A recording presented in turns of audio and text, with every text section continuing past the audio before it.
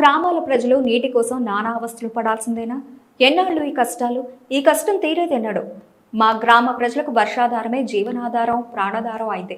పండుగలకు, పబ్బాలకు ఆడపిల్లలను, బంధువులను ఆహ్వానించాలంటే ఏ ఒక్కరు మీ ఊరికి రామంటే రాము అంటున్నారు. ఏమమ్మీ, కష్టం అంటే ఏమీ లేదు, మీ ఊరికి వచ్చి ఆ మురికి నీళ్లు తాగి మేము అనారోగ్యాలకు గురవుతున్నాం అని పండుగైనా పబ్బమైనా మీరే చేసుకోండి, ఆ కష్టాలేదో మీరే అనుభవించండి, మా దాకా తీసుకురావద్దని అంటున్నారు.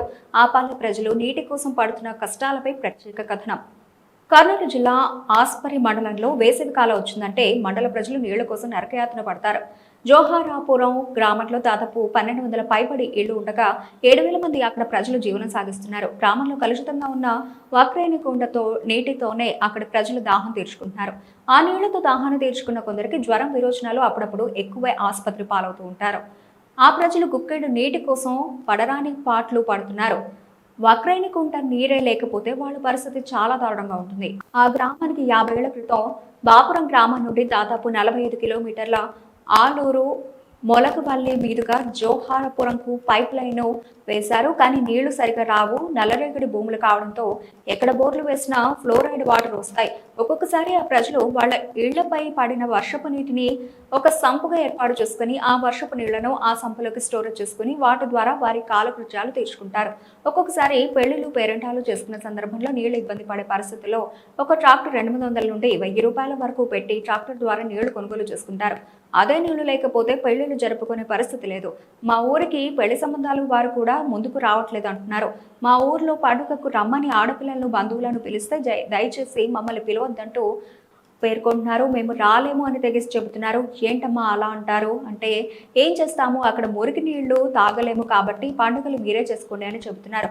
కలెక్టర్ సారు గారు తమ గ్రామానికి ఒకసారి రండి అంటూ పేర్కొంటున్నారు. మీకు చేతులెత్తి మొక్కుతున్నాము అని వేడుకుంటున్నారు. తమ గ్రామానికి శాశ్వత పరిష్కారం ఒకటే, హంద్రీనివా ద్వారా వచ్చే నీళ్లే మాకు దిక్కు అంటున్నారు.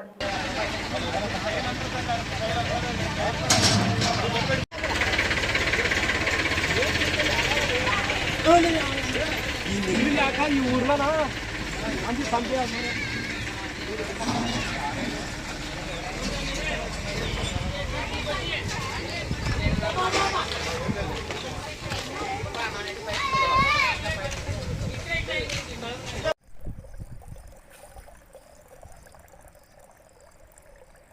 నా పేరు అంజీ కుమార్.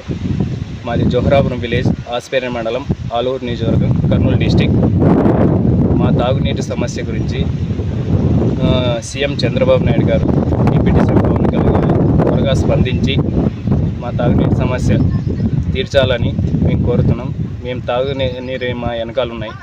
ఎందుకంటే ఎన్నో యుగాలుగా మా పెద్దలు ఇక్కడ స్టోరేజ్ ఏర్పాటు చేసి వర్షం నీరైతేనేమి, పొలాల్లో మురికి నీళ్ళ కాలువలో ఇక్కడికి వచ్చి చేరి ఈ స్టోర్ చేసుకొని సంవత్సరం పొడుగుతా ఇవే నీళ్ళు తాగుతున్నాం. ఈ నీళ్ళు తాగడం వల్ల విరోచనాలు, దగ్గులు, ఆడవారికి మట్టిగడ్డలు, గర్భిణీ స్త్రీలకు ఇబ్బంది చాలా అవుతుంది. కాబట్టి ఈ నీటిని మార్చి మాకు స్వచ్ఛమైన తాగునీటి ఇవ్వాలని గవర్నమెంట్కి, ఈ కూటమి ప్రభుత్వాన్ని కోరుతున్నాము. ఇవి నీళ్ళు మురికి నీళ్ళు అయినా కూడా మేము తప్పక తాగుతున్నాం, తెలిసి తాగుతున్నాం. ఇక్కడ ఎన్నో పురుగులు కానీ, కుక్కలు కానీ, పందులు, అలానే వరగొడ్లు దీంట్లోనే పడి మునిగి తాగి వెళ్తాయి. అయినా కళ్ళారా చూసి అవే నీళ్ళే తాగుతున్నాం. మా దరిద్రానికి మేము సిగ్గుపడుతున్నాం. మా ఊరికి ఇలా ఉన్న పరిస్థితి వల్ల మా ఊరికి ఒక అమ్మాయిని ఇవ్వాలన్నా బయట వ్యక్తులు ఆలోచిస్తున్నారు. ఇవ్వాలంటే కూడా భయపడి, మీ ఊర్లో మీరు అయితే బయట ఎక్కడ మీరు కాపురం ఇస్తామంటేనే అమ్మాయిని ఇస్తున్నారు, లేకుంటే ఇవ్వనని కరాఖండిగా చెప్పేస్తున్నారు. కాబట్టి ఈ కూటమి ప్రభుత్వమైన స్పందించి మా తాగునీటి సమస్యని తీర్చాలని సీఎం చంద్రబాబు నాయుడు గారిని, అలానే డిప్యూటీ సీఎం పవన్ కళ్యాణ్ గారిని కోరుతున్నాం.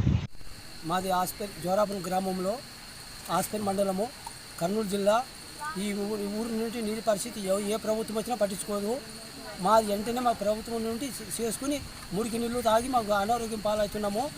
మాకు ఏ గవర్నమెంట్ వచ్చి సహకరించలేదు, ఏ నాయకుడు రాడు. మాకు నీళ్ళు మాత్రం తీసుకుని మా ఆసుపత్రి పాలవుతున్నాము. మీరు వెంటనే చర్య తీసుకుని మాకు నీళ్ళు రావాలని కోరుతున్నాము ప్రభుత్వంని. ఏ ఊరైనా కానీ, సర్పంచులు కానీ, ఎవరైనా కానీ మాకు చేయాల్సి కోరుతున్నాము. మా ఆస్పేర్ మండలం జోహరాపురం గ్రామము. నా పేరు బి గోవిందరాజులు.